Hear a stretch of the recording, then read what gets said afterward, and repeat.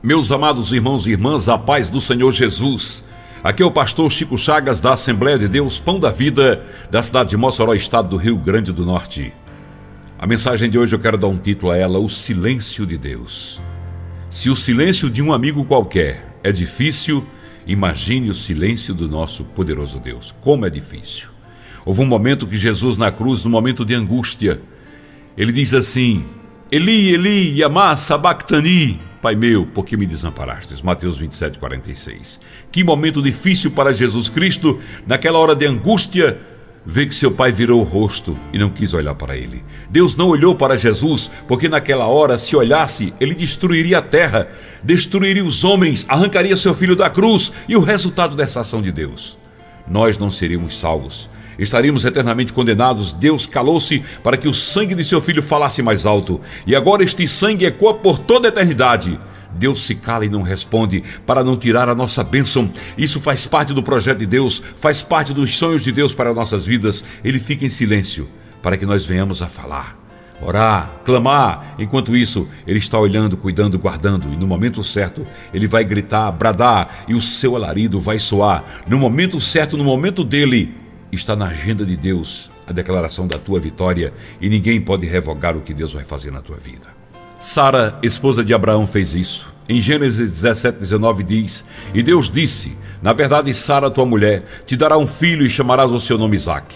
E com ele estabelecerei o meu concerto por concerto perpétuo para a sua semente depois dele, sendo uma palavra confirmada em Romanos 9:9, porque a palavra da promessa é essa: por esse tempo virei e Sara terá um filho. A palavra de Deus foi dada a Abraão, e Sara, com uma maravilhosa promessa, ela era estéril, e Deus havia prometido uma descendência tão numerosa quanto as estrelas do céu e quanto a areia do mar.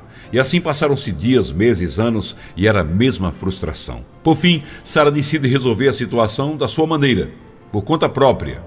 Tendo um ponto de vista limitado, não acreditando em Deus, Sara pega Agar, sua escrava, e dá para se deitar com seu esposo Abraão, de onde veio ser gerado Ismael, que tornou-se o grande problema até hoje, nos dias atuais, para o povo de Deus na Terra Santa.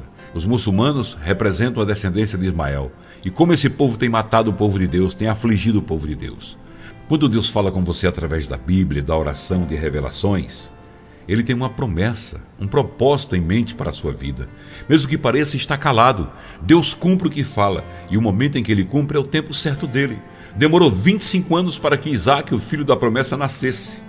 Sara teve dificuldades em crer na promessa de Deus, que era direta especificamente para ela e seu esposo. Atitude essa que muitas vezes é parecida com as que praticamos atualmente. Costumamos não esperar o que Deus quer fazer e realizamos, tomamos tudo pelas mãos. Deus realmente silenciou o espinho na carne do apóstolo Paulo. O apóstolo Paulo insistiu 3 vezes para que Deus lhe tirasse o espinho da carne, e Deus respondeu: não, a minha graça te basta, pois o meu poder se aperfeiçoa na fraqueza. Aqui é um ponto decisivo. Nós vamos viver com a graça de Deus ou vamos depender de nossos pedidos atendidos?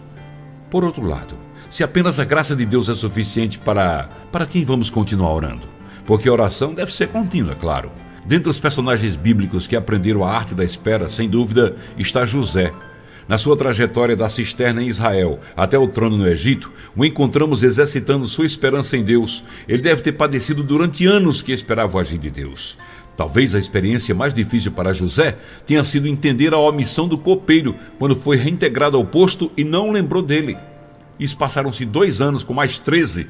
Foram 15 anos de espera. Muito tempo havia passado. Estava na hora de Deus agir a seu favor e tudo parecia estar caminhando bem.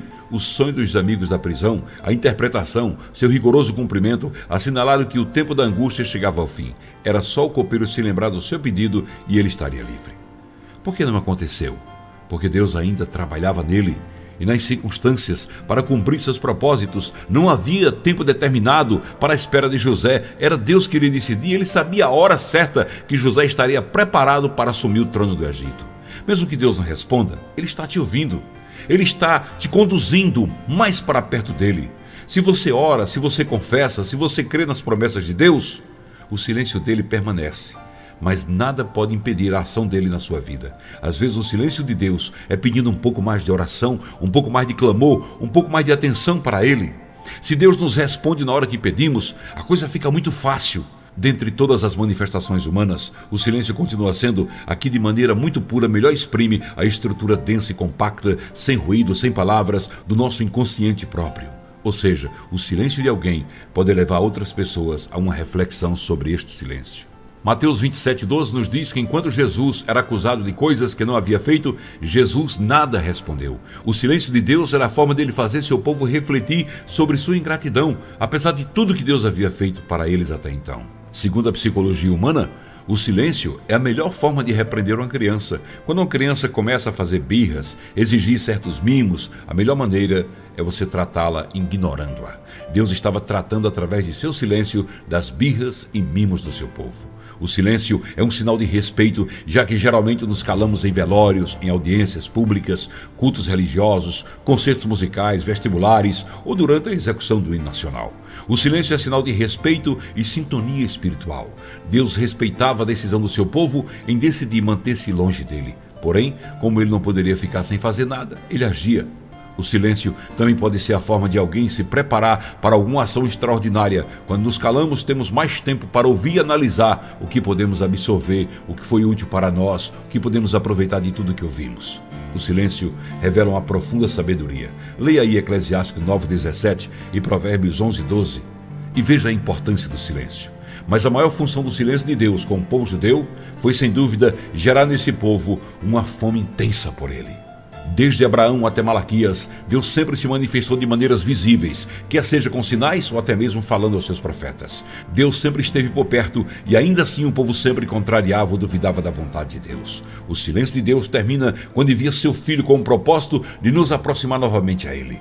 Deus se cala por 400 anos, gerando em seu povo uma vontade ardente de se aproximar dele. O fato de Deus estar calado não significa que Ele não está se movendo. É no silêncio de Deus que Ele prepara os seus maiores e melhores feitos para realizar os sonhos de sua vida. Quando Deus se cala, é porque não estamos ouvindo a sua voz. Muitas vezes, Deus está falando, está usando os profetas, está falando para nós e não queremos ouvir, então Ele se cala. E quando Ele se cala, sentimos a falta de ouvir a Ele. Mas nesse momento Ele está dizendo: agora você vai orar, você vai clamar, você vai se preparar para poder ouvir a minha voz e receber as bênçãos que eu tenho para a sua vida. Fique com essa mensagem no seu coração e aceite o silêncio de Deus na sua vida. Clame, ore, jejue, se prepare para ouvir a voz de Deus. Muitas vezes, Deus leva o seu povo para o deserto, onde não há nada, para que ali eles possam parar e ouvir o som da sua voz. Essa mensagem é para você, que quer a resposta de Deus, mas não tem ficado calado para ouvir o que Ele tem a lhe dizer. É no silêncio que Deus age. É no silêncio que você ouve a voz de Deus. É no silêncio que você recebe as bênçãos de Deus. Fica com essa mensagem no seu coração e que Deus possa muito em breve sair do seu silêncio e falar ao seu coração.